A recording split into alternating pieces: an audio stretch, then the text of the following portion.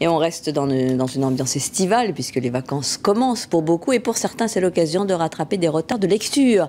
Tous les éditeurs le disent, vous le savez, ce sont les femmes qui achètent le plus de livres. Alors voyons ce qu'elles et ils vont lire sur les plages, avec un petit choix signé Kathleen Emery et Jean-Christophe Cortès. C'est probablement la star de l'été, l'auteur du livre que l'on verra sur toutes les plages. Catherine Stockett et son roman fleuve La couleur des sentiments, un premier roman dont Steven Spielberg a déjà acheté les droits cinématographiques. Je n'en suis qu'à la 200e page. J'adore, je suis en plein dedans et je l'ai lu parce que beaucoup d'amis à moi l'avaient lu et ils m'avaient dit que c'était le livre à lire.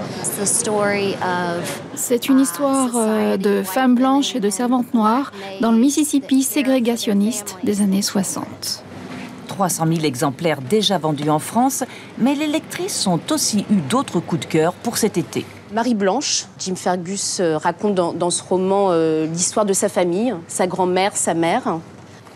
Les heures silencieuses de Gaël Josse, un premier roman tout en retenue, l'histoire d'une femme qui nous livre ici son journal intime au XVIIIe siècle. Le roman policier de l'été. Christine se réveille tous les matins pensant qu'elle a 20 ans et qu'elle est étudiante. Et tous les matins, son compagnon lui rappelle qu'elle en a 47 et qu'elle est mariée. Voilà, ce sont des romans qu'on commence et qu'on n'a plus envie de lâcher. Des romans fleuves agréables à lire, mais aussi des thèmes moins légers, comme dans cette petite librairie de Fontainebleau, en Seine-et-Marne. Choix sûr, judicieux.